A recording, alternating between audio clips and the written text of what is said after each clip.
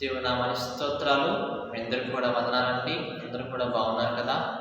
మరి ఒక దినమున మనం దేవుని యొక్క వాగ్దానంలో ధ్యానం చేసుకుంటూ ఉన్నాము. అయితే మనము ప్రతి ఒక్క రోజు కూడా ఆయన యొక్క వాక్యాలు వినాలి. ఎందుకంటే అవి మనకు ఎంతో బలం ఇస్తూ ఉంటే, ఆరోగ్యము, రక్షణను ఇస్తూ ఉంటాయి. కాబట్టి ఆయన యొక్క వాక్యాలు వినటం అనేది మన జీవితాలకు అది ఎంతో అవసరంగా ఉంటూ ఉన్నది.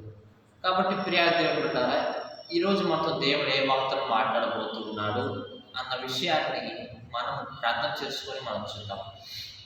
స్తోత్రం స్తోత్రం స్తోత్రం స్తోత్రం స్తుతి స్తుతి స్తుతి స్తుతి స్తుతి పరిశుద్ధుడా యేసయ్యా, ఈ యొక్క తండ్రి సమయంలో మా ప్రార్థన ఆలకించిన తండ్రి, మాకు నువ్వే తండ్రి నీ యొక్క సహాయం కావాలి. నువ్వు తండ్రి మాలో ఉండాలని మేము కోరుచున్నాం. నీ యొక్క వాక్యములు, వాగ్దానములు మా హృదయంలో నాటింప చేయండి ప్రభా. మేము వాటిని విని దాని ప్రకారం నడుచుకునే కృపను దయచేయండి. తండ్రి ప్రతి ఒక్క రోజు కూడా నీ యొక్క వాగ్దానముల ద్వారా మా కుటుంబాలకు తండ్రి నువ్వే ఆశీర్వాదమును, తండ్రి నువ్వే నెమ్మదిని దయచేస్తాను. నీకే స్తోత్రాలు చేస్తున్నాం. అలాగే ప్రతి ఒక్క రోజు లాగానే ఈరోజు కూడా మీరే మాతో మాట్లాడి మాకు అవసరమైనటువంటి ఆ యొక్క వాగ్దానం మీరు మాకు దయచేయమని యేసు నామం బట్టి మిక్కిలి వినయంతో ప్రార్థించి అడిగి పెట్టుకొంచున్నాము తండ్రి. ఆమేన్. దేవుని యొక్క వాగ్దానం మనం చూస్తే కనుక రెండవ దినవృత్తాంతము గ్రంథం మనం తీస్తే, రెండవ దినవృత్తాంతముల గ్రంథము 15వ అధ్యాయము 7వ వచనం మనం చదువుకుందాం. రెండవ దినవృత్తాంతముల గ్రంథము 15వ అధ్యాయం 7వ వచనం చూస్తే కనుక, కాగా మీరు బలహీనులు కాక ధైర్యం తెచ్చుకోండి, మీ కార్యము సఫలమగును. ఇక్కడ మనం చూస్తే కనుక దేవుని యొక్క వాగ్దానము ఏమంటున్నాడు?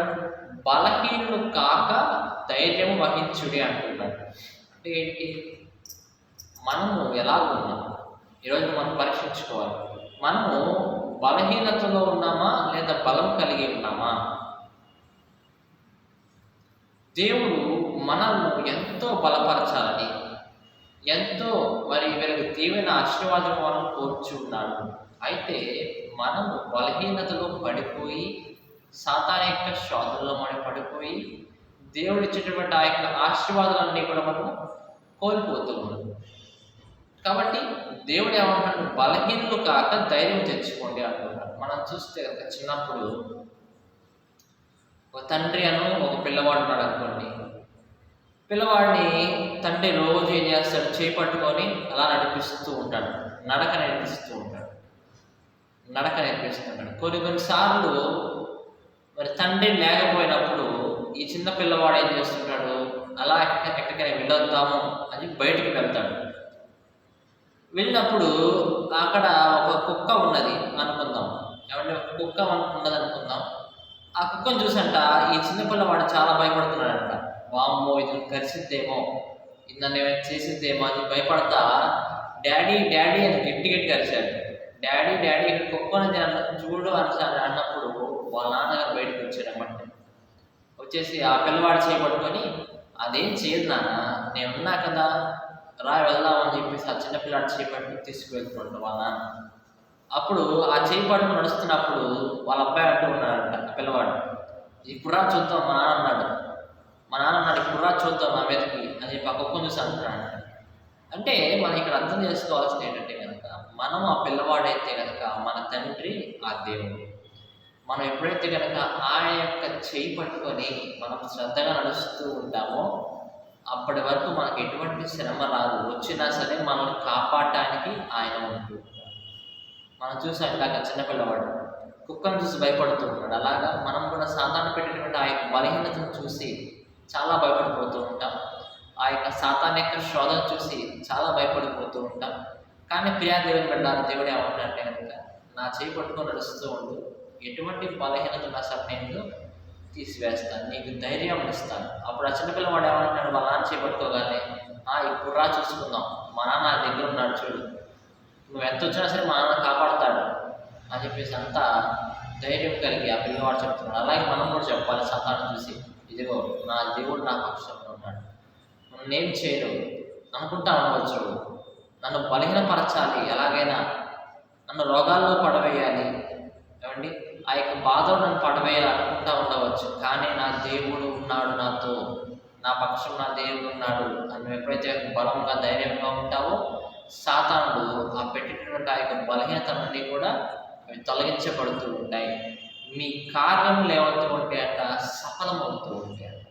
ఏమంటే ఒకే ఒక్క ఉంటుంది మధ్యలో ఒక అడ్డుబండలాగా, నీకు దేవునికి ఒక అడ్డుబండలాగా మధ్యలో ఉంటూ ఉంటుంది, అదే బలహీనత. ఏమండి ఆ బలహీనతను దాటుకొని దేవుని ఎదుట వెళ్తే కనుక ఆయన నీ కార్యములు సఫలపరుస్తాడు. ఒక మానవుని యొక్క జీవితం ఎలా ఉంటుందంటే, దేవుడిలో ఉన్నప్పుడు మానవుడు ఉన్నాడు అనుకోండి, దేవుడు ఉన్నాడు.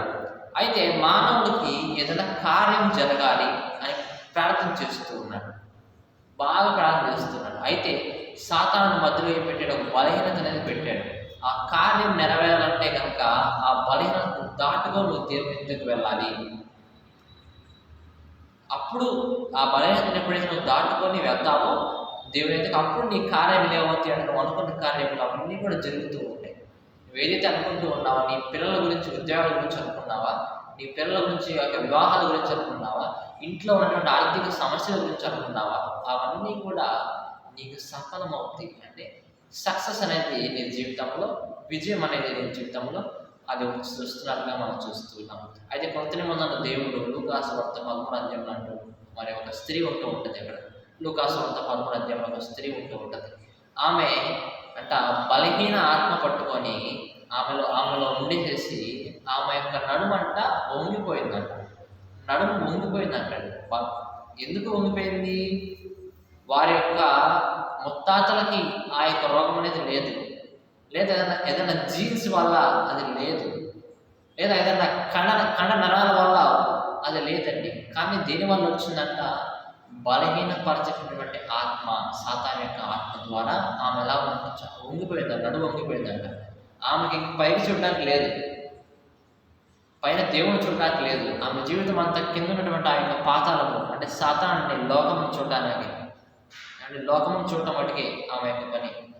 అయితే యేసుక్రీస్తు ప్రభువారు దగ్గరికి వచ్చినప్పుడు ఆమె చూసాక చాలా మరి ఎలాగైనా స్వస్థపరచాలనుకున్న దేవుడు, ఎలాగైనా స్వస్థపరచాలి అనుకునేసేసి ఈమెలో ఉండేటువంటి ఆ యొక్క బలహీనపరిచే ఆత్మను దేవుడు గద్దించినట్టుగా మనం చూస్తున్నాం. ఇది ఎలుబో, ఈమె యొక్క శరీరం నుంచి వెళ్ళిపో అని గట్టిగా దేవుడు చెప్పినప్పుడు ఆ యొక్క ఆత్మ ఏదైతే ఉంటుందో ఆమె నుంచి వెళ్ళిపోయేసేసి ఆమెంట సరిగ్గా నిలబడటము, నిలువుగా నిలబడటము, అలా ఒగ్గిపోయేటువంటి ఆ యొక్క స్థితి లేకుండా నిలువుగా నిలబడటం అనేది ఆమె చేసిందంట. అప్పుడు పైకి చూస్తున్నాడు, ప్రభువా చాలా సంతోషమయ్యాను, కరుణించి ఉన్నావు అని చెప్పి యేసుక్రీస్తు ప్రభువా నాకు మహిమపరిచినంట స్తుతించిందంట. కాబట్టి దేవుని బిడ్డలారా, మిమ్మల్ని ఎటువంటి ఆత్మలు ఏమీ కూడా చేయలేనివి, ఏమండి ఎటువంటి ఆత్మలు కూడా ఏమీ చేయలేనివి, దేవునికి అసాధ్యం అంటూ ఏది లేదు. ఏమండి ఈ సాతాను పెట్టేటువంటి అన్నీ కూడా డాక్టర్లకు తెలియవు. సాతాను పెట్టేటువంటి బలహీనతలు అన్నీ కూడా డాక్టర్లకు తెలియవు. డాక్టర్ స్కానింగ్ తీసాడు అనుకోండి, దానిలో తెలియవు. ఎక్స్రే తీసాడు అనుకోండి, దానిలో కనపడవు. కానీ దేవునికి అవి మరుగుపరుస్తూ ఉంటాయి, అంటే దేవునికి అవి కనపడుతూ ఉంటాయి.